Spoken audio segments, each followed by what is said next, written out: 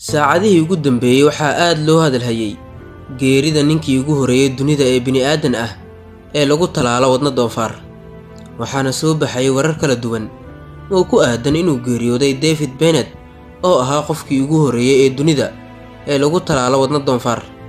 Master David Bennett 2 bil ka hor ayaa lagu sameeyay qaliin looga bedelayay wadnihiisa caadiga ahaa laguna talaalay wadna doonfaar, wuxuuna noqday qofkii ugu horeeyay ee arrintan oo kale lagu sameeya laguna beera wadna xayawaan. Bennett wuxuu jiray 57 sano ka hor bedelitaankiisana wuxuu ku xanuunsanayay dhanka wadnihiisa caadiga ah ayaana fashilmay guud ahaanba. geerida Bennett ayaa shaki badan la gelinayaa maadaama la qarinayay saacado badan, wuxuuna geeriyooday Talaadadii inkastoo geeridiisa lala wadaagay bulshada caalamka 24 saac kadib markii uu geeriyooday.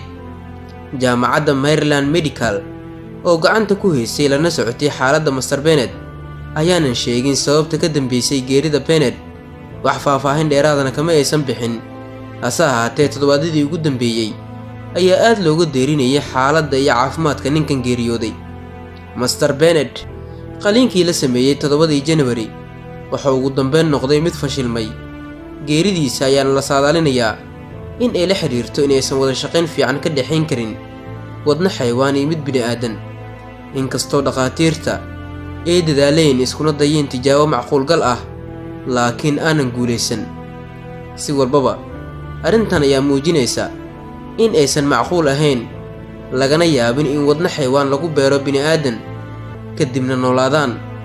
wax kastase waxaa og Alle kii abuuray makhluuqa oo dhan kana warhaya wax walba.